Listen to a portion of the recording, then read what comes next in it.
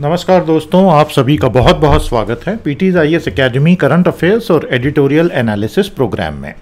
आज हम आ गए हैं हमारे 54th सेशन पर, जिसमें मैं आपको 31 अगस्त और 1 सितंबर के कुल 6 एडिटोरियल्स अच्छे से करवा दूंगा। ये जो 6 एडिटोरियल्स आप देख रहे हैं ये सभी एग्जाम ओरिएंटेड हैं। बहुत कुछ आपको सीखने को मिलेगा खासतौर पर पॉलिटी, कॉन्स्टिट्यूशन, इंडियन डेमोक्रेसी संबंधित आज काफ़ी अच्छी चीज़ें हम देखेंगे। तो सभी सिंसियर स्टूडेंट्स का फिर से बहुत बहुत स्वागत है। ये रहा 31 अगस्त का हिंदू अखबार, इसके मैं ये 3 एडिट्स लूँगा, और ये रहा 1 सितंबर का, इसके मैं ये 3 एडिट्स लूँगा। तो आप सब तैयार हैं, काम शुरू किया जाए। प्यारे साथियों, आज का पहला एडिट आपके सामने है। ये आपके लिए India international relations, world politics, foreign affairs का एक अच्छा रिवीजन होगा। हालांकि फोकस अमेरिका है। प्रीलिम्स, GS2, GS3 और ऐसे के लिए यूजफुल होगा। दोस्तों, clear choice for America in Asia now. तो अब हम बात कर रहे हैं कि अमेरिका के लिए एशिया में अब किस तरह की एक विकल्प सामने आ गया है, किस तरह की मजबूरी सामने आ गई। अमेरिका के राष्ट्रपति जोसेफ बाइडेन बहुत ज्यादा क्रिटिसिज्म फेस कर रहे हैं। सबसे पहले जो रिपब्लिकन पार्टी के उनके प्रतिद्वंदी हैं, उनको तो एक सुनहरा मौका मिल गया कि भाई बाइडेन को अच्छी तरह से उतारो, क्योंकि अभी उन्होंने इन्हें बहुत अच्छे से उतारा था चुनाव में। और डेमोक्रेट जो पूरा ग्रुप है डेमोक्रेटिक पार्टी के भीतर के जितने भी लिबरल्स हैं उनसे भी अच्छी खासी डांट खानी पड़ रही है कि तुमने एग्जिट ढंग से मैनेज नहीं किया। और जो अमेरिका की आम जनता है, हालांकि उन्होंने अफगानिस्तान में इंटरेस्ट पूरी तरह से गंवा दिया था पिछले सालों में, जिस वजह से ही बाइडेन ने वहां से परमानेंटली निकलने की ठानी थी, वो भी जिस तरह से अभी सब एग्जिट हुआ है और जो आतंकवादी धमाके में मारे गए अमेरिकी सैनिक, तो जनता खुश नहीं है बाइडेन से। अब एक डेडलाइन थी, लेकिन प्लानिंग का पूरी तरह से अभाव था, और बाइडेन पे कहीं ये दबाव तो था ही नहीं कि वो ट्रंप का प्लान ही फॉलो करें, ऐसा कोई कानून तो था नहीं। तो बाइडेन ने उस डेडलाइन को फॉलो करने के चक्कर में प्लानिंग को तिलांजलि दे दी, and that resulted in many deaths at the terror attack at the airport, जो कि इस्लामिक स्टेट खोरासान ने उसका दावा किया कि भाई हमने किया था। तो एयरपोर्ट पे जो भगदड़ मची, और जब तालिबान पैरेलल में पूरे अफगानिस्तान पर रिलेटिवली स्मूथली लगभग पूरे देश पर पंजशीर वगैरह को छोड़ दें चार्ज ले चुके थे, तो उसने ये बताया कि ये जो अंतिम पड़ाव था अमेरिका की 20 साल की यात्रा का, वो कितना दर्दनाक हो गया, पैथेटिक हो गया। और लोगों ने उसको वियतनाम युद्ध के साथ, साइगॉन एग्जिट के साथ, 1975 के साथ तुलना करना शुरू कर दी वर्ल्ड मीडिया ने। व्हाइट हाउस की रेपुटेशन पर काफी दाग लगे हैं, और ऐसे माहौल में अब जोसेफ बाइडेन के सामने ये चुनौती है कि दक्षिण एशिया के लिए उनको अपना नया विजन सेल करना होगा अपने ही घरेलू समर्थकों को। सबसे पहली चीज तो ये है कि बाइडेन साहब को ये स्वीकार करना होगा, और उनके पहले ट्रंप और उनके पहले ओबामा और उनके पहले जॉर्ज W. बुश जूनियर, उन सबको ये स्वीकार करना होगा कि अमेरिका जो अपनी एक बिल्कुल क्लियर अप्रोच लेकर आया था कि मुझे राष्ट्रीय संस्थान बनाने हैं अफगानिस्तान में, वो तो टाएं टाएं फिस हो गई पूरी योजना, क्योंकि अफगानिस्तान की स्थानीय सांस्कृतिक विशिष्टताएं जो हैं, लोकल कल्चरल पिक्यूलियरिटीज, ये इस तरह के इंस्टीट्यूशनल सिस्टम को बनने नहीं देती हैं, और बन भी जाते हैं तो उनको ईमानदारी से चलने नहीं देती हैं। इस बात को अगर अमेरिका पहले दिन से मान के चलता तो वो बहुत सारे एडजस्टमेंट कर सकता था। तो फिर अफगानिस्तान में चलता क्या है भैया, ट्राइबल लॉयल्टीज और वेस्टर्न रैशनल डिसीजन मेकिंग की इंस्टीट्यूशनलाइज प्रोसेसेस अफगानिस्तान के लोगों को समझ नहीं आती है। देखिए, वैसे तो हिंदुस्तानियों को भी कहाँ समझ आती, 75 साल की आज़ादी के बाद हम तो सीख ही रहे हैं ना। We are a work in progress democracy. America के पास 250 साल रहे हैं, वो लोग सीख चुके हैं। भारत के लोग भी सीखते सीखते सीखते आगे बढ़ रहे हैं। आज आगे हमें क्रिमिनलाइजेशन इन पॉलिटिक्स का एडिट लेंगे, वहां आपको मेरी बात याद आएगी कि हम भी तो एक वर्क इन प्रोग्रेस ही है ना। तो अफगानिस्तान में तो कभी भी था ही नहीं, तो अमेरिका ने ऐसे कैसे मान लिया कि वो बना देगा। बहुत सीधी सी बात है। इन सब के मद्देनजर अमेरिका अब शायद तालिबान से रिश्ते तोड़ना तो नहीं चाहे, जब तक कि वो पूरी तरह सेटल नहीं हो जाते और उनके सारे रंग निकल के सामने नहीं आ जाते और वो अपने प्लान नहीं बता देते। तो अब बहुत सारे पहलू सामने आ गए हैं। हक्कानी नेटवर्क का जो पूरा आतंक है उसका क्या होगा। वैसे हक्कानी नेटवर्क के जो प्रमुख व्यक्ति हैं उनका तो भारत के मीडिया चैनल्स ने कल इंटरव्यू भी चला दिया है। पाकिस्तान का जो ISI है उसके बारे में तालिबान क्या करेगा, पैरेलल में चाइना जो आर्थिक प्रोजेक्ट्स के लिए पुश लगाएगा $1 ट्रिलियन के मिनरल रिसोर्सेज को शायद प्राप्त करने की ज़्यादा कोशिश करे, उसमें क्या होगा। फिलहाल तो शी जिनपिंग वीडियो गेम कम खेलो बोलने के कानून बना रहे हैं चाइना में अलग ही मस्ती चल रही है वहाँ। और भारत के अफगानिस्तान के जो लिंक्स अब कैसे इवॉल्व होंगे, सरकार क्या करेगी, ये सारे इश्यूज हैं। सबसे बड़ा सवाल अमेरिका के लिए लेकिन जो है वो अभी भी बचा हुआ है, वो ये कि क्या अब वो अपने एशियाई मित्रों के साथ ज़्यादा घनिष्ठता बढ़ाएगा या वो थोड़ी दूरी बना लेगा, या जैसा था वैसा चलता रहेगा। बाइडेन इस बात को अच्छे से समझते हैं, 40 साल फॉरेन अफेयर्स को उन्होंने आखिरकार दिए हैं, अच्छे दिए बुरे दिए जो भी दिए, अनुभव तो है। तो उन्होंने उपराष्ट्रपति मैडम कमला हैरिस को भेजा सिंगापुर और वियतनाम, और वहाँ जाके बेसिकली यही संदेश था कि भाई हम आपके साथ हैं, we have not abandoned this idea of a rules based global order, और हम अमेरिका वाले जो हैं एशिया में रहेंगे। अब मुझे आप कमेंट थ्रेड में थोड़ा बताइए ये रूल्स बेस्ड ग्लोबल ऑर्डर क्या होता है। ये टर्म बार बार आता है, एग्जाम में भी पूछ लिया गया था, तो आप मुझे बताइए रूल्स बेस्ड ग्लोबल ऑर्डर क्या होता है ना, हिंदी इंग्लिश जिसमें भी समझा सको बेटा समझा दो। अब आता है ग्राउंड लेवल एंगेजमेंट की बात। अमेरिका को अपने दोस्तों के साथ क्वाड के थ्रू एंगेज करना पड़ेगा, उसमें भारत है जापान है, और बहुत गहरे अधिक गहरे द्विपक्षीय संबंध पहले से बनाने पड़ेंगे जो मित्र हैं। उसके बिना एशिया के देशों को ऐसा लग सकता है कि यार अमेरिका शायद जो है अब ज़्यादा इंटरेस्टेड नहीं है, तो चाइना को एंट्री पॉइंट मिलता है। फिर दो बड़ी समस्याएं अब यहाँ से आगे आएंगी अगर अमेरिका ने एशिया को अबैंडन कर दिया या लोगों को ऐसा लगा कि उसने अबैंडन कर दिया। पहली, अफगानिस्तान धीरे धीरे आतंक की शरण स्थली पिछली बार जैसे वापस बन सकता है 96 से 2001, तो फिर आओ और बम गिराओ। और दूसरा, चाइना तो बहुत खुशी खुशी बोलेगा कि एशिया में नंबर 1 मैं हूं, उसको जो अपना हेजेमोनिक लैडर पे अपने आप को नंबर 1 दिखाना है वो खुशी खुशी दिखाएगा। ये आने वाले समय के लिए अमेरिका के ही लिए बहुत बड़ी दिक्कत होगी। तो ये एक बहुत अच्छा सरल भाषा में रिव्यू है कि बाइडेन के सामने फॉरेन पॉलिसी की चुनौतियां क्या है। तो मेरा एक सवाल है आप सबसे, कमेंट थ्रेड में जवाब दे दो बेटा। If Trump would have been the president today, would the outcomes be any different? बताइएगा, सोच के जवाब दीजिएगा। तो ये रही समरी, इसको जोर से पढ़ो जहां कहीं भी बैठे हो, एक बार पढ़ो 2 बार पढ़ो, और आप भी एक समरी निकाल के कमेंट थ्रेड में जरूर लिखो। आपका इंगेजमेंट होना बहुत जरूरी है, तभी आप में सुधार आएगा, सीखेंगे लिखेंगे और हमें भी थोड़ा मजा आएगा। आगे चलते हैं दोस्तों। आज का हमारा दूसरा एडिट लेने से पहले, अगर आप IAS की तैयारी कर रहे हैं तो हमारे पास आपके लिए 3 बहुत अच्छे विकल्प हैं अलग अलग। ये पहला, ये दूसरा और ये तीसरा, तीनों की अपनी अपनी विशेषताएं हैं। कोर्सेज की लिंक हमने दी है, क्लिक करेंगे PDF में ओपन हो जाएगी।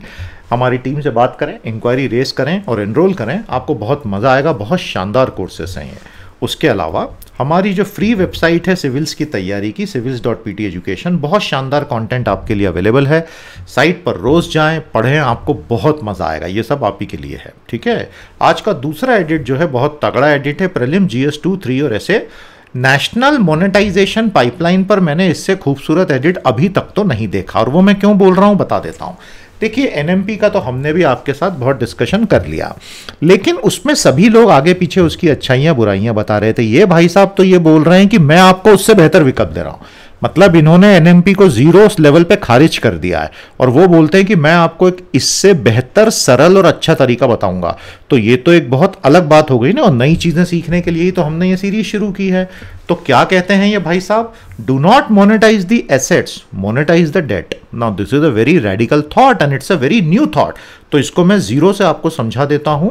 इकोनॉमी के टॉपिक के लिए एग्जाम में बहुत काम आएगा, गवर्नेंस में भी। शांति से पढ़ना बेटा। The government is planning to sell the revenue streams of some public assets over the next 4 years as part of the National Monetization Plan. राष्ट्रीय मुद्रीकरण पाइपलाइन जो है, प्लान नहीं है, पाइपलाइन एक ही बात है। राष्ट्रीय मुद्रीकरण पाइपलाइन के तहत सरकार अपने बहुत सारे एसेट्स का अगले 4 साल का जो रेवेन्यू स्ट्रीम है उसको आज की तारीख में मुद्रीकरण करके साइड में हो जाना चाहती है। तो ये कैसे होगा? कुल 6 लाख करोड़ सरकार कमाना चाहती है, जो कि हमारे वर्तमान GDP का 2020-21 का जो GDP था उसका रफली 3% होगा। और इतना सरकार बोल रही कि मैं इस पाइपलाइन में तो लेकर आ जाऊंगी। रेलवे स्टेशन हुए, फ्रेट कॉरिडोर हुए, एयरपोर्ट, टोल, हाईवे सब कुछ हैं। अब ऐसा करना क्यों है? जब ये पूछा गया सरकार से, तो सरकार ने प्रेस मीट में बोला मुझे नया इंफ्रास्ट्रक्चर बनाना है, उसके लिए मुझे पैसा चाहिए, इसलिए मैं इसको अभी लीज पे दे रही हूँ। तो इसके अलावा दूसरे तरीके क्या होते हैं इंफ्रास्ट्रक्चर बनाने के, खुद के एसेट्स को लीज आउट करके देने के अलावा? पहला होता है कि आप एक डेवलपमेंट फाइनेंशियल इंस्टीट्यूशन स्थापित करो। भारत में पहले 1950 से आईडीबीआई, आईसीआईसीआई, आईएफसीआई ये 3 डीएफआई थे जो 91 में नरसिम्हा राव के रिफॉर्म के बाद सारे यूनिवर्सल कमर्शियल बैंक्स में तब्दील हो गए। तो डीएफआई खत्म हो गए, तो सरकार ने 2021 में एक डीएफआई अभी शुरू किया मजबूरी में। और दूसरा तरीका है कि आप केंद्र और राज्य के बजट में ज़्यादा आवंटन कर दो। तो ये 3 तरीकों से आप इंफ्रास्ट्रक्चर बनाते हो। एनएमपी से बहुत सारे सवाल उठ खड़े हुए हैं, ऐसा हमारे ऑथर कहते हैं। बहुत बढ़िया लिखा है। पहला, ये पहले के डिसइन्वेस्टमेंट प्राइवेटाइजेशन से कैसे अलग है? ये तो वही है ना मोटे मोटे तौर पे। डिसइन्वेस्टमेंट प्राइवेटाइजेशन कभी भी उतने टारगेट अचीव नहीं कर पाया, तो आपको क्यों लग रहा है एनएमपी अचीव कर पाएगा? क्या एनएमपी एक बहुत ही डेस्परेट तरीका है पैसा उठाने का मार्केट से? जब आप इतना ज्यादा टैक्स बढ़ा चुके हो, इनडायरेक्ट टैक्स हर जगह, पेट्रोल पे, डीजल पे, यहाँ वहाँ, और उसके बाद भी टैक्स टू जीडीपी रेशियो आपका स्टैग्नेंट हो चुका है, तो ये डेस्परेशन मार्केट को भी दिख रहा है। तो फेयर वैल्यू कैसे आएगी जब मार्केट को पता है कि सरकार तो मजबूर है, तो वो तो एकदम कम रेट ही कोट करेंगे। आईबीसी में क्या हुआ सबने देखा, 90% हेयर कट कहाँ से आ रहे हैं? सरकार का दावा है कि हम बेच नहीं रहे हैं, हम केवल मुद्रीकरण कर रहे हैं और सीमित समय के लिए हम किसी प्राइवेट सेक्टर वाले को अलग अलग ये प्रोडक्ट्स देंगे, 50 प्राइवेट कंपनियों को, बदले में आज की तारीख में वो पैसा दे देगा या टुकड़ों टुकड़ों में देगा। लेकिन वो जो वैल्यू है, ऑथर ये भाई साहब कहते हैं, वो डिराइव कहां से करोगे? Net present value of the future revenue, 4 साल का पोटेंशियल रेवेन्यू का पूरा आज कैलकुलेशन निकालोगे एनपीवी मेथड से। आप में से कितने लोग कॉमर्स या चार्टर्ड अकाउंटेंट या एमबीए फाइनेंस बैकग्राउंड के हैं? एनपीवी मेथड कैसे चलता है बेटा बता दो। एंटरप्राइज वैल्यूएशन के समय जब भी आप लेने जाते हैं प्राइवेट इक्विटी, तो इस तरह से आप डिस्काउंटिंग करते हो। तो आपने फ्यूचर रेवेन्यू का नेट प्रेजेंट वैल्यू निकाला with N implicit interest rate. उसमें आप मान के चलते हो कि कितना इंटरेस्ट रेट हमने लिया है, सेल हो या लीज हो। तो सरकार ये क्लैरिफाई करती है that the sale involves transfer of ownership also, लेकिन अल्टीमेटली माइनॉरिटी स्टेक सेल में तो सेल नहीं होता ना, उसमें तो सरकार की ओनरशिप रहती है। तो लीज और सेल के बीच का अंतर जो है वो बहुत कंफ्यूजिंग हो गया है। 2 तरीके सरकार ने मोनेटाइजिंग के सजेस्ट किए हैं कि भाई मैं एक तो सार्वजनिक निजी भागीदारी से करूंगी पीपीपी, और मैं स्ट्रक्चर्ड फाइनेंसिंग से स्टॉक मार्केट को टैप कर लूंगी। लेकिन अधोसंरचना क्षेत्र में पीपीपी में भारत अपने हाथ पहले इतने भयंकर रूप से जला चुका है, सिवाय कुछ एक्सेप्शन के, मुंबई दिल्ली के एयरपोर्ट, हाईवे कंस्ट्रक्शन के। मैक्सिमम पीपीपी प्रोजेक्ट्स भारत के 2000 के दशक में, 2000 से 2012 के समय में फेल ही हुए थे। ज़्यादा इंफ्रा पीपीपी प्रोजेक्ट जो उस वक्त किए गए थे वो बैंक के लोन्स को रीपे नहीं कर पाए, क्योंकि लोन तो ले लिया लेकिन ग्लोबल फाइनेंशियल क्राइसिस 2007-8 की आई तो डिमांड गिर गई, तो पैसे नहीं आ पाए, तो लोन ही नहीं चुका पाए। तो पीपीपी के साथ में ये बहुत बड़ी दिक्कत हो जाती है और फिर उससे एनपीए क्रिएट हुए थे। तो आज आप अगर ये करने निकले और फ्रेश एनपीए बन गए तो अगले 10 साल संघर्ष चलेगा जैसे पिछले 10 साल से चल रहा है। तो सरकार बोलती कि हम समझते हैं इसलिए हम इन्विट करेंगे। इन्व आईटी या इन्विट इंफ्रास्ट्रक्चर इन्वेस्टमेंट ट्रस्ट का छोटा नाम होता है। तो इससे स्टॉक मार्केट से फंडिंग होगी। क्या होता है इन्विट? बेसिकली म्यूचुअल फंड होता है जिसका परफॉर्मेंस स्टॉक प्राइसेस से लिंक्ड होता है। और आपने एक इन्विट बनाया तो इसके अंदर बहुत सारे एसेट्स एक साथ ले लिए जाएंगे। ऐसा नहीं कि सिर्फ एक हाईवे का एक इन्विट होगा, और इसकी लिस्टिंग होगी तो मार्केट उस हिसाब से उसको वैल्यू करेगा। 1991 में जब पहली बार नरसिम्हा राव मनमोहन सिंह की सरकार ने डिसइन्वेस्टमेंट विनिवेश शुरू किया था, तो सरकार क्या करती थी? पीएसयू कंपनियों के शेयरों के bundle unit trust of India को दे देती थी, जो उस वक्त बहुत तेजी से बढ़ते मार्केट में धड़ाधड़ बेच के पैसे ला देता था सरकार को। लेकिन उसके बाद पीछे पीछे हर्षद मेहता जी आ गए। कितने लोगों ने हर्षद मेहता पे बना वो बिग बुल, वो तो पूरा स्कैम 1992 एक वेब सीरीज हंसल मेहता ने बनाई, आपने वो देखी है? कंफर्म कीजिए। नहीं देखी तो यार क्या गजब कर रहे हो तुम। आज के आज वो पूरी सीरीज देखो भाई। इतनी खूबसूरत सीरीज एक टेक्निकल स्कैम पर कोई बना सकता है? मैं तो कायल हो गया, मुरीद हो गया हंसल मेहता का। जीनियस आदमी है, इतना बढ़िया बनाया है। अब मैंने, क्योंकि वो जब स्कैम हुआ था उसी वक्त 93 से पढ़ाना शुरू किया था, तो मैं बहुत बारीकी से, और 91 से मैंने, जब मैं आईआईटी दिल्ली में पढ़ता था, इकोनॉमिक टाइम्स और इकोनॉमिस्ट पढ़ना शुरू किया था। तो एक एक दिन वो जब स्कैम आया तो हमने डिटेल स्टडी की थी। उस सीरीज में उन्होंने एक एक छोटे छोटे पहलू को भी ऐसा उठाया है कि मुझे वो सारे दिन याद आ गए 3 दशक पहले के। तो आप उसको देखो, और जिन्होंने देखा है मुझे बताओ आपको सबसे अच्छा उसमें क्या लगा।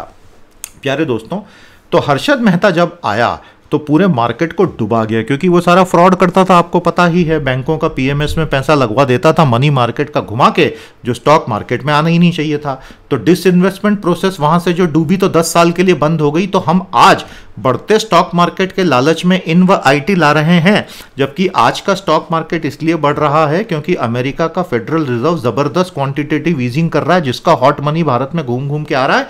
यह सबसे बड़ा फैक्टर है। दूसरे भी फैक्टर्स हैं, लेकिन कल को अगर अचानक से टेपर टैंट्रम आ गया, अचानक से फेडरल रिजर्व के चेयरमैन ने बोला नहीं भैया बहुत हो गया, क्यूई में बंद कर रहा हूं।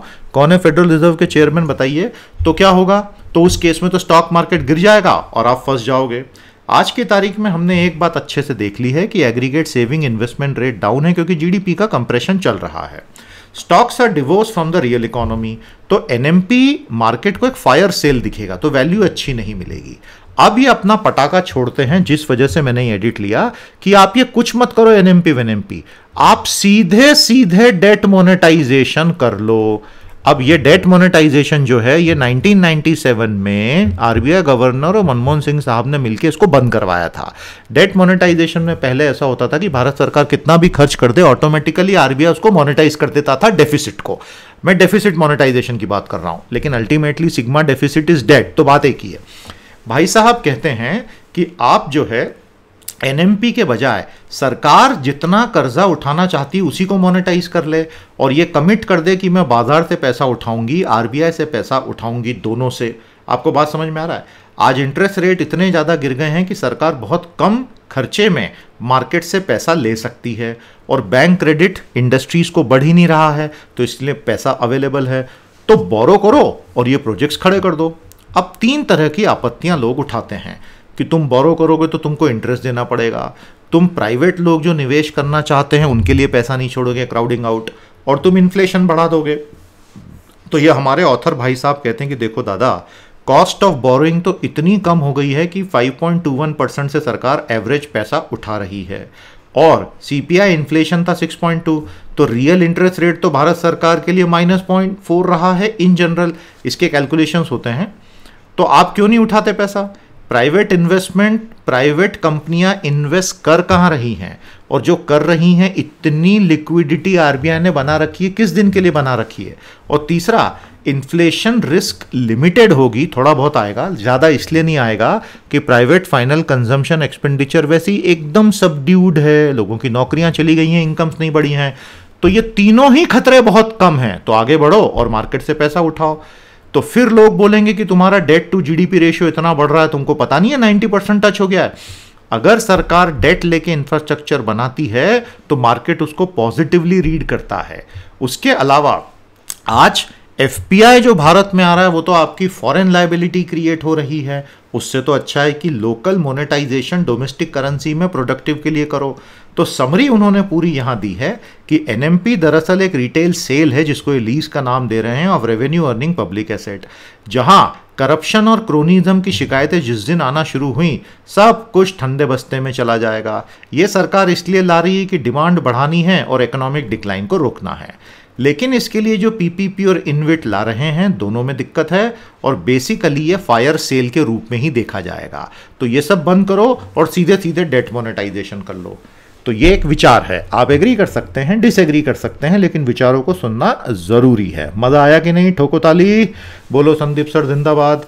तो ये रही समरी। संदीप सर जिंदाबाद बोलने के बाद इस समरी को जोर से पढ़ो, कमेंट थ्रेड में इसको लिखो, और आपकी क्या समरी होगी वो भी लिखो।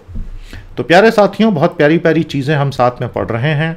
आप हमारी प्रीलिम्स मॉक टेस्ट सीरीज ज़रूर एनरोल कीजिएगा। 50% डिस्काउंट पर अब ये साइट पर उपलब्ध है। लिंक पर क्लिक करें, आपको बहुत प्यारा ऑफर मिलेगा। आज के आज एनरोल करें, मज़ा आएगा। बहुत शानदार सीरीज़ है 50 टेस्ट की। प्यारे साथियों, आज का हमारा तीसरा एडिटोरियल है कि सुप्रीम कोर्ट ने भारत के पॉलिटिकल सिस्टम से पारदर्शिता की जो उम्मीदें लगा रखी हैं वो बहुत ही अनरियलिस्टिक हैं, और वो होना हवाना कुछ है नहीं। तो सुप्रीम कोर्ट को तो अब सीधे डिसीजन देना चाहिए, मांग नहीं करनी चाहिए पारदर्शिता की, क्योंकि 30 साल करके देख लिया और हुआ कुछ भी नहीं। Still hanging fire on transparency, बहुत बढ़िया टाइटल दिया है कि अभी भी पारदर्शिता लाओ, पारदर्शिता लाओ। बेचारे मजबूर जज बोल बोल के थक गए। इलेक्शन कमीशन की तो कोई सुनता वैसे भी है नहीं। प्रीलिम GS 2, 4 और ऐसे में आज ये जो टॉपिक हम पढ़ रहे हैं, आपको पता चलेगा कि भारत के लोकतंत्र में क्या क्या हुआ है। क्रिमिनलाइजेशन ऑफ पॉलिटिक्स में ऐसा हुआ है दोस्तों कि हमसे वादा किया गया था कि राजनीति में अपराधियों को हटा देंगे। 2019 की लोकसभा में 43% एमपीज जो चुन के आए हैं उन पे क्रिमिनल केसेस हैं। Can you believe it? और 29% के ऊपर रेप, मर्डर, किडनैपिंग और क्राइम अगेंस्ट विमेन के चार्जेस हैं। अब ये देखने के बाद कहीं ना कहीं भारत के लोगों को हमारी डेमोक्रेसी किस दिशा में जा रही है थोड़ा सोचना चाहिए, ऐसा इन दोनों लेडीज का कहना है। तो शुरू हो जाएं भैया। प्यारे दोस्तों, पॉलिटी और पूरे हमारे इलेक्शन सिस्टम की बखियां उधेड़ता हुआ ये लेख है।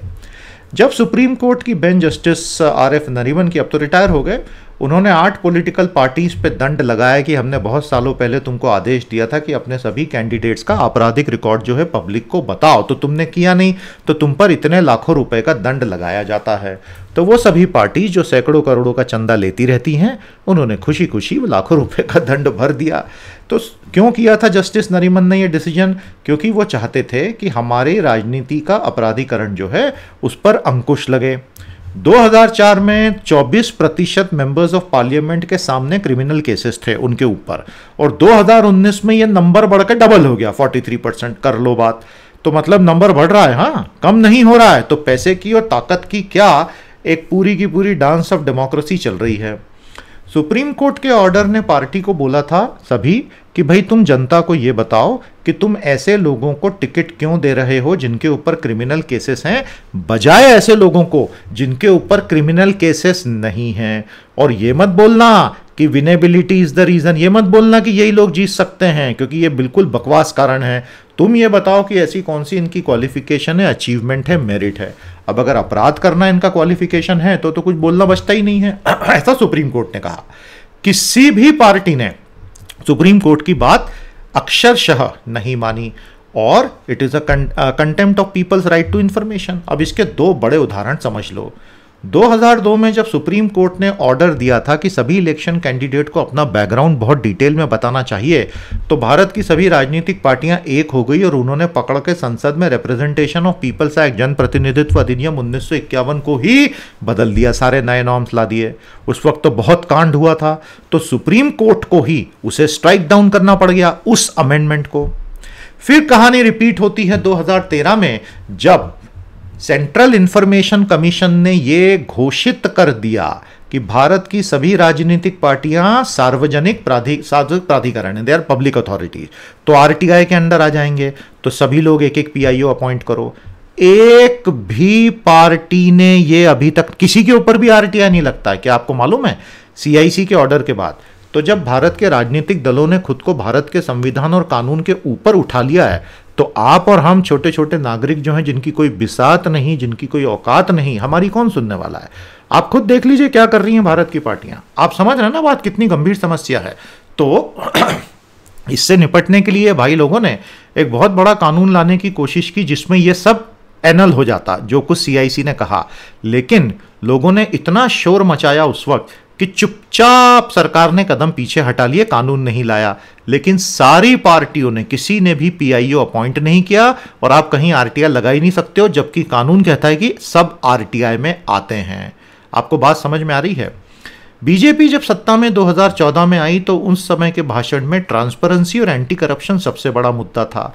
लेकिन बीजेपी ने तो आने के बाद ओपेसिटी यानी अपारदर्शिता को नए आयाम दे दिए, और उसका सबूत है इलेक्टोरल बॉन्ड स्कीम, जो 2018 से फुल स्पीड में हजारों करोड़ों के बॉन्ड्स बिकते ही चले जा रहे हैं।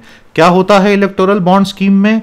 असीमित चंदा ले लो, एनोनिमस चंदा ले लो, और भारतीयों से ही नहीं विदेशियों से भी ले लो। इलेक्टोरल बॉन्ड्स एक बहुत बड़ा काला पर्दा एक ऐसी सिस्टम के ऊपर डल गया जो पहले से ही अपारदर्शी था। और इलेक्टोरल बॉन्ड ने पिछले 4 सालों में बड़े कॉरपोरेट्स के द्वारा पॉलिटिकल पार्टीज को दिए जाने वाली फंडिंग को पूरी तरह से अधिकृत कर दिया। इसमें सबसे बड़ी प्रॉब्लम यह है कि कॉरपोरेट डोनेशंस की ट्रैकिंग लगभग असंभव हो गई। अब कोई कॉरपोरेट किसी पॉलिटिकल पार्टी को X रुपीस देगा तो क्विड प्रो को एक्सपेक्ट करेगा। क्विड प्रो को का मतलब होता है you scratch my back I scratch your back, यानी लेन देन। अब ये पर्दे के पीछे चला गया सब कुछ, क्योंकि फंडिंग किसी को दिख ही नहीं रही है। अब इस क्विड प्रो को ढूंढ के निकालना बहुत इम्पॉसिबल हो गया है, बहुत टाइम कंज्यूमिंग हो गया है, क्योंकि जानकारी केवल रूलिंग पार्टी के पास जाती है और किसी के पास भी नहीं जाती। सुप्रीम कोर्ट में पिटीशन लगी हुई है 2019 से। अब सुप्रीम कोर्ट इतना बिजी हो चुका है कि इतने बड़े मामले को सुनने का भी उसके पास टाइम नहीं है। देखिए, कहीं ना कहीं जब सुप्रीम कोर्ट पॉलिटिकल सिस्टम में पारदर्शिता की बात करता है तो मुझे व्यक्तिगत रूप से बड़ी हंसी आती है। मैं इसलिए बोल रहा हूं, और ये मैं बहुत दुख के साथ और आंखों में एक छोटा सा आंसू लिए बोल रहा हूं, कि जब इलेक्शन कमीशन और बाकी सब लोग और ये पूरी की पूरी पिटीशन फंसी थी सुप्रीम कोर्ट में जाके इलेक्टोरल बॉन्ड की, 7 दिन, 10 दिन, 15 दिन, 30 दिन, 60 दिन में उसका डिसीजन दे देना चाहिए था भाई। या तो उसको कॉन्स्टिट्यूशनल बोल के बोलो कि हाँ ये सब पर्दे के पीछे जो काम चल रहा है अच्छा चलने दो, तो मुद्दा ही खत्म हो ना, जनता की उम्मीद ही खत्म कर दो। या आप बोलो कि नहीं ये गलत है और इलेक्टोरल बॉन्ड को खत्म करो। सुप्रीम कोर्ट उसकी सुनवाई ही नहीं कर रहा है 2 साल से, फिर आप बोलते हैं कि ट्रांसपेरेंसी नहीं है। तो सर ऐसा तो नहीं होगा ना, मतलब दोनों चीजें एक साथ कैसे होंगी? तो आप मुझे बताइएगा, आपको समझ में आ गया ना मैंने क्या कहा?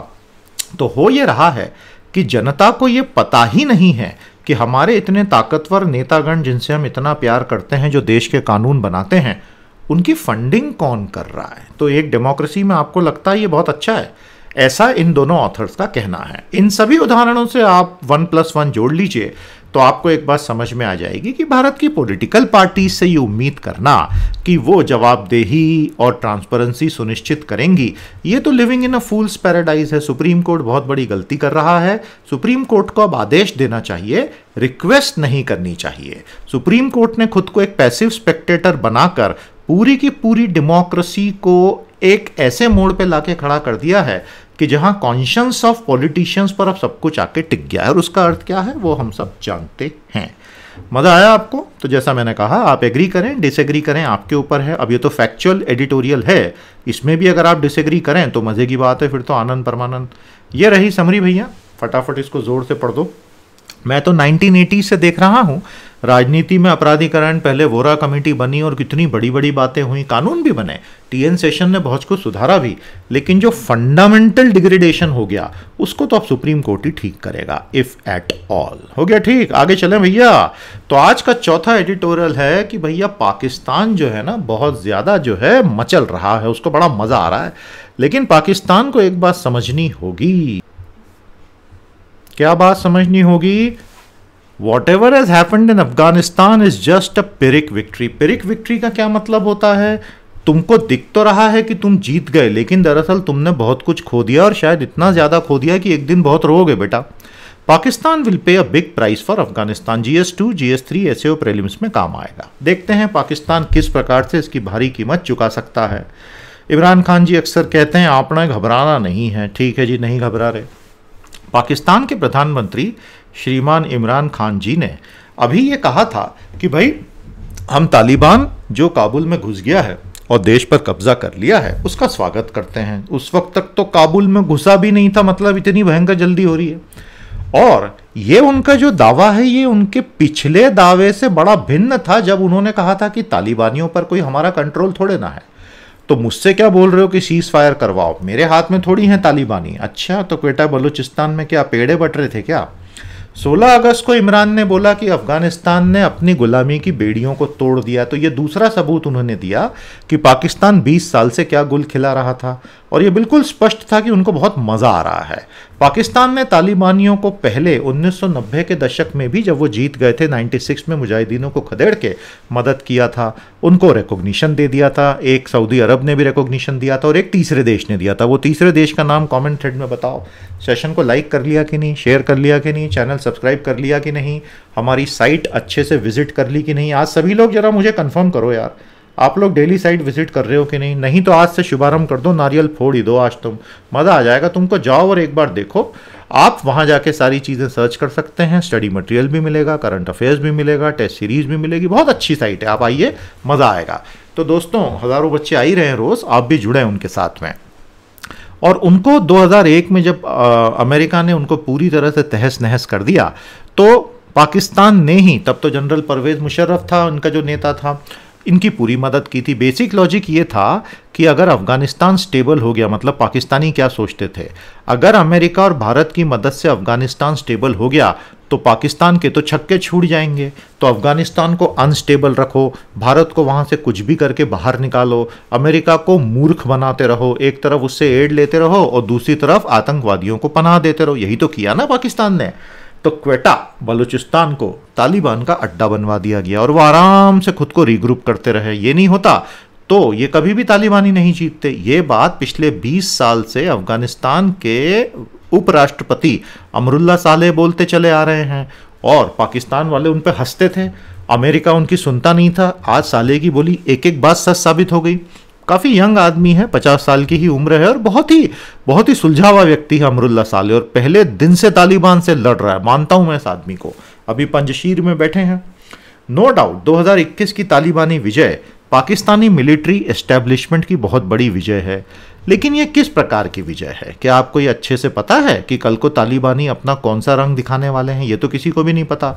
हालांकि ये सभी लोग जानते हैं कि एक सुन्नी जिहादी संगठन की इतनी बड़ी विजय से दुनिया में जो दूसरे अलग अलग किस्म के इस्लामिक जिहादी होंगे उनको बहुत ज़्यादा जोश आएगा कि भाई हम भी 20 साल अगर ऐसे लड़ते रहें तो हम भी एक देश जीत सकते हैं। अब पाकिस्तान के अंदर भी तो तहरीक तालिबान पाकिस्तान है जो पाकिस्तान के ऑफिशियल स्टेट को उखाड़ फेंकना चाहता है। आज के अफगानिस्तान में इतनी उथल पुथल, केओस है, केओटिक यानी उथल पुथल से भरा, तो दूसरे आतंकी समूह आइसिस खोरासान बहुत डेडली हो सकते हैं। वो हम देख भी चुके हैं एयरपोर्ट के हमले में। अगर तालिबानियों ने बहुत तेजी से अनुशासन नहीं लाया देश में तो वो पूरे देश में एक मल्टी डायरेक्शनल सिविल वॉर हो जाएगा। एक तरफ होगा तालिबान, एक तरफ आइसिस खोरासान जैसे आतंकी और ओल्ड रेजीम के रेमनेंट्स जो पुरानी व्यवस्था में अलग अलग समूह थे जो अब टूट के अलग हो गए हैं, वो सब तीसरी। तो इस तरह से सिविल वॉर फिर से शुरू होगा। क्या पाकिस्तान समझता है इस बात को? आज वो टैक्टिकली तो जीत गया है, लेकिन हार्डलाइन इस्लामिज्म, मिलिटेंसी और आतंकवाद खुद पाकिस्तान के लिए बहुत बड़ा खतरा है। इसीलिए तो कह रहे हैं कि पिरिक विक्ट्री है। समझ गया ना भैया? अमेरिका इस बात को बहुत अच्छे से एक्सपीरियंस कर चुका है। अरे भाई, अमेरिका में रोनाल्ड रेगन नहीं तो सबसे पहले अफगान मुजाहिदीन को व्हाइट हाउस में बुलाकर पैसे दिए थे, और उसके बाद पाकिस्तान, चाइना, रशिया, सोवियत से लड़ने के लिए पाकिस्तान और सऊदीज और इनकी मदद से ट्रक भर भर के हथियार, गोला बारूद, पैसे मुजाहिदीन को भिजवाए जाते थे कि सोवियतों को मारो। सोवियतों को उन्होंने मारा, सोवियत चले गए छोड़ के, लेकिन उन्हीं मुजाहिदीनों में से तो तालिबान का जन्म हो गया जिन्होंने अलकायदा को पनाह दे दी, जिन्होंने 9/11 के हमले कर दिए। तो ये बात क्या पाकिस्तान को पता नहीं है? इसलिए एडिटर कहता है कि पाकिस्तानियों अभी भी जाग जाओ, तालिबान को ये बोलो कि वहाँ शांति स्थापित करे, लोगों को सम्मान से ट्रीट करे और ग्लोबल टेररिस्टों को पनाह नहीं दे, नहीं तो वो सब एक दिन तालिबान और सब मिलकर पाकिस्तान का ही 9/11 कर डालेंगे। तो ये बहुत ही सटीक एडवाइस और ऐसे ही होगा अगर अभी भी पाकिस्तान नहीं समझा तो क्या सीखा आपने इस एडिट में? हमें बताइए प्यारे दोस्तों। और ये रही समरी, एक बार इसको जोर से पढ़ दीजिए। ये क्लासिक पिक्चर है बैकग्राउंड की जो है जब उन्होंने प्रेसिडेंशियल पैलेस पर कब्जा किया था। Unbelievable picture. इसको ज़ोर से पढ़ें और आपने क्या समरी निकाली है उसको भी लिखें। सेशन को लाइक और शेयर ज़रूर कीजिएगा। बहुत प्यारे, जैसे मैंने कहा, ये कोर्सेज हैं तीनों। जानकारी लें, आपको हर तरह का सॉल्यूशन मिलेगा and these are very well crafted courses which have help thousands of students. They can help you as well. आज का हमारा 5वां एनालिसिस है कि यहाँ से आगे डेमोक्रेसी का एवोल्यूशन कैसे होने वाला है। इसमें आपको GS 1, 2, 4 ऐसे प्रीलिम सबके लिए बहुत गहरे विचार मिलेंगे। अरुण मायरा साहब जो है बहुत अच्छे थिंकर हैं, बहुत बढ़िया लिखते हैं। तो सुनिएगा, शांति से समझिएगा, आपको बहुत मज़ा आएगा। वैष्णव जन तो तेने कहिए जे पीर पराई जाने रे। प्यारे दोस्तों, अब आइए इसको आगे देखते हैं। दोस्तों, जब मैं आपसे कहता हूं कि भैया डेमोक्रेसी का यहाँ से क्या एवोल्यूशन होगा, तो अरुण मायरा साहब का विचार बहुत ही बढ़िया सामने आता है कि डेमोक्रेसी मानव शरीर जैसी है। हमारे अंदर एक पूरा का पूरा हड्डियों का कंकाल एक पूरा होता है, स्ट्रक्चर होता है, ढांचा होता है। वो क्या काम करता है? हमें पकड़ के रखता है, हमारी सारी मांसपेशियों को और हमारे फ्लैश को, हमारे ऑर्गन्स को अल्टीमेटली हड्डियों का स्ट्रक्चर पकड़ के रखता है। उसी तरह डेमोक्रेसी के अंदर भी एक फ्रेम होता है जो उसका स्केलेटन होता है, और जो हमारा शरीर उस स्केलेटन के ऊपर ब्रीदिंग करता है, सर्कुलेशन करता है, नई नई कोशिकाएं लाखों करोड़ों रोज पैदा होती हैं, मरती हैं, उससे उसको जीवन मिलता है, वाइटल प्रोसेसेस। उसी तरह अगर ये वाइटल प्रोसेसेस कमजोर हो जाएंगी तो शरीर का पूरा स्केलेटन कितना भी मजबूत हो, शरीर मजबूर हो जाएगा। So when you have a very strong frame and a very weak vital processes surrounding that frame, एक मजबूत स्केलेटन पर मजबूर जीवन प्रक्रियाएं, वो शरीर की मौत होती है और उसके बाद हड्डियों को दफनाने के सिवा कोई काम नहीं बचता। डेमोक्रेसी में संविधान और कानून ये होते हैं उसकी हड्डियां जो उसको पकड़ के रखते हैं, लेकिन जो उसकी वाइटल प्रोसेसेस हैं वो डे टू डे बेसिस पे सिटीजन्स चलाते हैं। सिटीजन्स पार्टिसिपेशन करते हैं, thereby making it different from authoritarian state. अब चाइना रशिया में तो सिटीजनशिप पार्टिसिपेशन नहीं होता ना, भारत में होता है, इसीलिए तो हम एक वाइब्रेंट डेमोक्रेसी हैं। अल्टीमेटली सिटीजन्स तय करते हैं कि किस तरह के कानून बनेंगे, और जितना ज्यादा ओपन माइंडेड डिस्कशन होगा देश का लोकतंत्र उतना मजबूत होगा, उतना जबरदस्त चलेगा। लेकिन यदि लॉ मेकिंग की प्रोसेसेस, संसद, विधानसभाएं, they become chambers for close minded partisan politics, जहां विरोधियों के बातों को सुनने का न तो टाइम है न तो इच्छा है, तो देश के सामने 21वीं सदी की जटिल सांस्थानिक समस्याएं जो हैं उनसे निपटना संभव नहीं होगा। कैसी समस्याएं? क्लाइमेट चेंज, ऐतिहासिक असमानताएं यानी कि जाति व्यवस्था, रैपिडली राइजिंग इनइक्वालिटी यानी नियोलिबरलिज्म से पैदा हुई के शेप रिकवरी जिससे पैदा हुआ भयानक आय का असंतुलन, बहुत हाई जीनी कोएफिशिएंट, और बढ़ती हुई हिंसा। हर किस्म की हिंसा हम बढ़ती हुई दुनिया भर में देख रहे हैं। अमेरिकी कांग्रेस इस तरह की पॉलिटिकल पार्टीजन मतलब एक पार्टीजन पॉलिटिक्स का शिकार हो चुकी है, और भारतीय संसद में भी डिबेट्स में बड़ी गड़बड़ होने लग गई है। 2010, 11, 12, 13 में ऐसे कई संसद के पूरे सत्र थे जो वॉश आउट हो गए थे। उसी तरह 2021 का मॉनसून सेशन भी तो ये तो गलत है। One may think that only constitutions, elections and assemblies can turn a nation into a democracy. अगर आप देश के एक युवा हैं और आप इस धोखे में जी रहे हैं कि संविधान बना देने से, चुनाव करवा देने से, संसद और विधानसभाओं में लोगों को भर देने से एक राष्ट्र जो है लोकतंत्र बन जाता है, तो जागो सोने वालों जागो। वो बहुत सिंपलिस्टिक विचार है। डेमोक्रेसी का रियल जीवन इन चीज़ों के बाहर होता है, दो चुनावों के बीच होता है। असेंबलीज के बाहर क्या होता है उससे तय होता है। जब अलग अलग धर्मों और जातियों के लोग आपस में इंटरैक्ट करते हैं और उनका टॉलरेशन तय करता है कि डेमोक्रेसी जिंदा रहेगी या मर जाएगी। भारत एक तरह से ये क्रैक्स विटनेस कर रहा है। अरुण मायरा कहते हैं कि ये चेतावनी है, और जो सोच आ गई है कि ये हमारे जैसा है या हमारे जैसा नहीं है, अगर ऐसी सोच और बढ़ती गई तो ये पूरे समाज में इतने विभाजन ला देगा कि नेशनल फैब्रिक टूटने लगेगा, जैसे अमेरिका में बहुत घातक चोट पड़ गई है। सैडली भारत का मीडिया जो सब लोगों को बराबर की जगह देके संतुलन की शक्ति बन सकता था, वो तो पूरा एक तरफ झुक गया, और सोशल मीडिया ने तो आग में टनों घी डेली डालने का जिम्मा उठा रखा है। प्रॉब्लम ये उठती है जब आप किसी भी राष्ट्रीय समस्या पे जब चर्चा करते हैं तो चर्चा का मेन मुद्दा अब ये है इसके लिए कौन जिम्मेदार है। 5 साल पहले वाला, 10 साल पहले वाला, 20 साल पहले वाला, 50 साल पहले वाला या 500 साल पहले वाला। आज क्या हो रहा है और आज हम इसे ठीक करके भविष्य में क्या कर सकते हैं वो सब सेकेंडरी हो गया है। सबसे पहले ये ढूंढो कि इतिहास में हजारों साल पीछे कितना जाया जा सकता है। ऐसे में आज की समस्याएं कैसे सुलझेंगी? यूरोप भी इसी चीज में फंसा हुआ है। उन्होंने सॉल्यूशन निकालने के लिए सिटीजन्स को साथ में जोड़ा और उन्होंने एक फोरम बना दिया है यूरोप के सारे देशों ने, सिटीजन्स फॉर यूरोप। ये एक मूवमेंट है, और यूरोपियन सिटीजन असेंबली ये एक फोरम है, ECA, यूरोप के नागरिकों की सभा। लेकिन वो एक ऑनलाइन सभा है। अगर उसको ऑफलाइन कंडक्ट नहीं किया गया और साथ बैठ के किसी ने सही ढंग से लोगों के विचारों को मॉडरेट नहीं किया तो कुछ भी मीनिंगफुल नहीं होगा। कोई भी हमें शिक्षा व्यवस्था में, समाज में, परिवार में हाउ टू लिसन वेल नहीं सिखाता है। हमें सारी कोचिंग क्लासेस में बताया जाता है how to be an effective speaker, अपनी पर्सनालिटी को कैसे डेवलप करें। कोई ये नहीं बताता हाउ टू लिसन बेटर। एक लोकतंत्र में जब हम सुनना ही नहीं पसंद करते तो लोकतंत्र जिंदा कैसे बचेगा। There has to be a dialogue. हमें एक दूसरे से डिबेट करके हराना नहीं है, हमें डायलॉग करके बीच का रास्ता खोजना है। क्योंकि अगर मोनोकल्चर्स ऑफ थॉट आ गए तो वो तो उतने ही खतरनाक है जैसे ऑयल पाम के मोनोकल्चर, जिन्होंने पूरे के पूरे रेन फॉरेस्ट को तबाह करके रख दिया है। डाइवर्सिटी से ही देश आगे बढ़ेगा। It is time to ensure greater understanding of each other. अगर हमें इलेक्टेड अथॉरिटेरियनिज्म के काले दिल नहीं देखने हैं तो।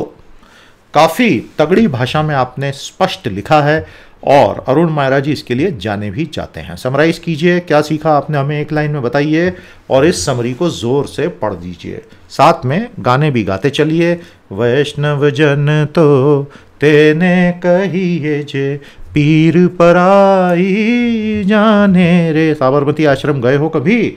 हो आओ, जल्दी से हो आओ। उसका भी रिनोवेशन होने वाला है बहुत जल्दी, उसके पहले देख लेना उसको, उसकी ऑथेंटिक स्पिरिट को।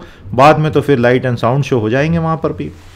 Who cares for the Indian middle class? तो भैया आप और हम सब मिडिल क्लास के लोग हैं।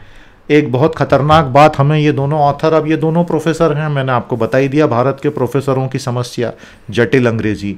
और इतनी जटिल अंग्रेजी लिखी है भाई साहब इस एडिट में, इनको शायद हिंदू वाले ज़्यादा पैसा देते हैं। अरे यार सरल भाषा लिखा करो प्रोफेसरों, जटिल भाषा से मेरे को तो बहुत चिढ़ छूटती है। लेकिन तुम लोग चिंता मत करो माय डियर स्टूडेंट, मैंने इसको आपके लिए सिंप्लीफाई कर दिया है। ये दोनों भाई लोगों ने हमें बताने की कोशिश की कि भारत की मिडिल क्लास के तो बहुत ही बुरे दिन आ चुके हैं, और अगर मिडिल क्लास के बुरे दिन आ जाएंगे तो देश की तरक्की इसलिए नहीं हो पाएगी क्योंकि मिडिल क्लासेस ही कंजम्पशन का सबसे बड़ा इंजन होती हैं। आइए समझते हैं। प्रीलिम्स GS3, GS4 और ऐसे में आपको ये काम आ सकता है। Who cares for Indian middle class? जब रिचर्ड थैलर, जिनको नोबेल प्राइज मिला 2017 में, स्वरीज रिक्सबैंक इकोनॉमिक्स का जो मिलता है, नोबेल तो होता नहीं है इकोनॉमिक्स का, उन्होंने कहा था कि दो तरह के लोग होते हैं, होमो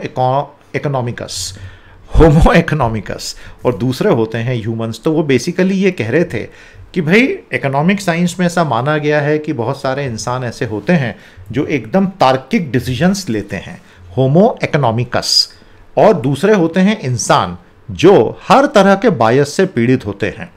ह्यूमंस वो हैं जो ह्यूमंस हैं, इमोशनल हैं, वल्नरेबल हैं, बायस्ड हैं।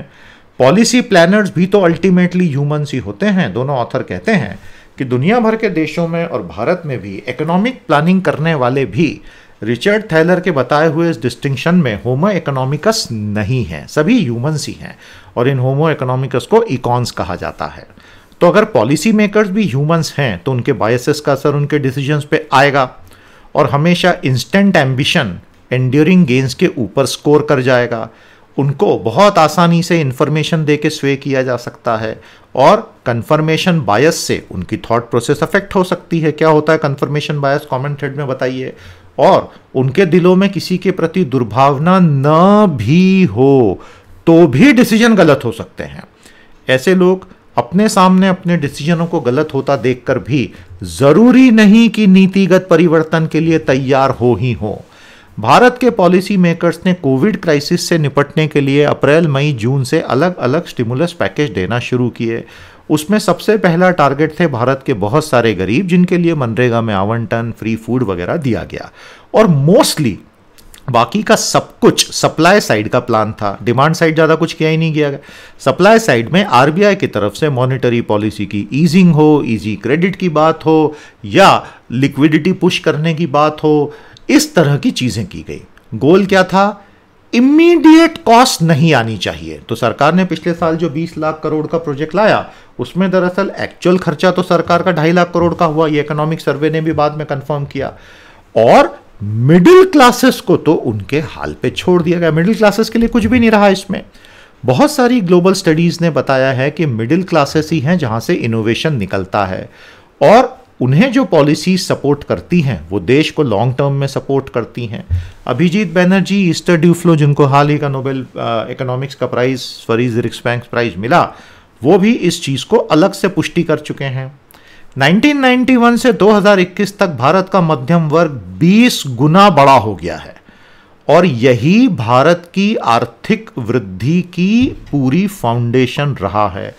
आबादी का ये केवल 1/4 है, लेकिन टैक्स पेयर बेस का ये 80% है और कंज्यूमर गुड्स के सबसे बड़े बायर हैं। तो मिडिल क्लासेस जितना कंजम्पशन करते हैं कंज्यूमर गुड्स का, उतना और कोई नहीं करता। गरीब तो इतना करता ही नहीं, एसेंशियल्स में फंसा हुआ है। और जो एकदम अमीर हैं उनके लिए भारत क्या और स्विट्जरलैंड क्या, उनकी सारी खरीदी तो बाहर ही होती है, वो कोई भारत के मॉल्स में थोड़ी दिखाई देंगे आपको। तो मिडिल क्लासेस ही हैं। प्यू रिसर्च ने इस साल बहुत घातक फिगर दिए अप्रैल मई जून 2021 में कि भारत की मिडिल क्लासेस में से 3 करोड़ 20 लाख लोग कोविड की पहली लहर के बाद गरीब हो गए और सेकेंड वेव के बाद तो इससे भी ज्यादा नीचे चले गए। अब एक बार आप पॉवर्टी रेखा के नीचे चले जाते हो तो प्रॉब्लम क्या होती है, वहां से निकलकर फिर से मिडिल क्लास बनना बहुत मुश्किल काम होता है। आप में से कई अपने आसपास इन चीजों को देख रहे होंगे। ये जरूरी नहीं कि आप भी मुखर होकर बात कर रहे हैं या सोशल मीडिया में लिख रहे हैं, लेकिन दिल में तो सबको दिख ही रहा है ना क्या हो रहा है, समझ में तो आता है, आंखों से दिखता है। मिडिल क्लासेस ने करोड़ों में अपने जॉब्स को, व्हाइट कॉलर जॉब्स को खत्म होते देखा है। डिस्पोजेबल इनकम तेजी से गिर गई क्योंकि पेट्रोल डीजल भयंकर महंगा, एडिबल ऑयल भयंकर महंगा। तो जो पैसा पहले बचता था वो ये खरीदने में चला गया। तो अब आप डिमांड नहीं क्रिएट कर पा रहे हो कंज्यूमर गुड्स की। अब इसका क्या सबूत, इसका सबूत ये कि आप जितने भी ये गोल्ड लोन लेने वाले हैं, आप देखो कि कितना टनों से सोना मार्केट में बेच रहे हैं वो, क्योंकि लोग अपना सोना ही नहीं छुड़वा पा रहे हैं, चांदी नहीं छुड़वा पा रहे हैं। लोगों को हॉस्पिटल के बिल चुकाना, बच्चों की फीस भरना, शॉप के रेंटल देना, उसके लिए घर का सोना सारा गिरवी, और वो गिरवी को छुड़ा ही नहीं पा रहे हैं तो वो बिक गया। ऐसा हुआ है ना, पूरी रिपोर्टें आई है ना। तो ये क्या बताता है, गरीब के पास तो सोना होता नहीं ना, मिडिल क्लास के पास ही होता है। But despite the major shock, Bharat के मिडिल क्लासेस ना तो कुछ बोल रहे हैं, ना रिएक्ट कर रहे हैं, ना उनका कोई कलेक्टिव वॉइस है, ना कोई पॉलिटिकल पार्टी उनके लिए आवाज उठाती है। तो नेट रिजल्ट ये है कि डर के मारे हमारी मिडिल क्लासेस रिस्क एवर्स हो गई, जोखिम उठाने बंद कर दिए। तो जब आदमी जोखिम उठाने बंद करता है तो वो बैंकों के फिक्स डिपॉजिट में पैसा डाल देता है, और वो बात सामने भी आ गई।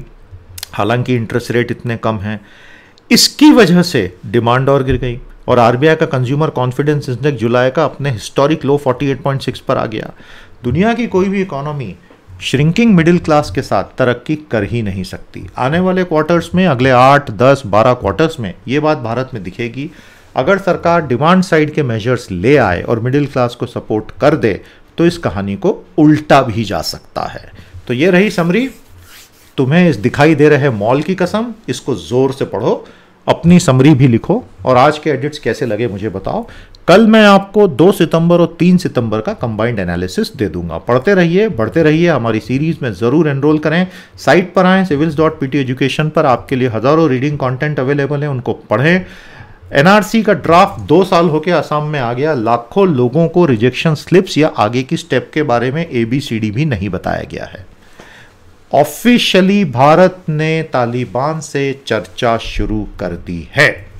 क्रैक्स इन दी ग्लास सीलिंग, 179 सुप्रीम कोर्ट के जजेस ने ओथ ली। महिलाओं की संख्या ऐतिहासिक रूप से अपने मैक्सिमम पर आ गई है। चाइना ने इंडियन ओशन में आने का बिल्कुल सीधा रोड रेल रास्ता खोल दिया है।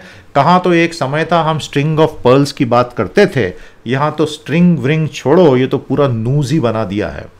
भारत की इकोनॉमी पहले क्वार्टर में 20.1% जीडीपी ग्रोथ दिखाती है, 18.8% जीवीए ग्रोथ दिखाया है, और ये एक लो बेस इफेक्ट से हुआ है। इस साल का ओवरऑल जीडीपी पॉजिटिव चला जाएगा।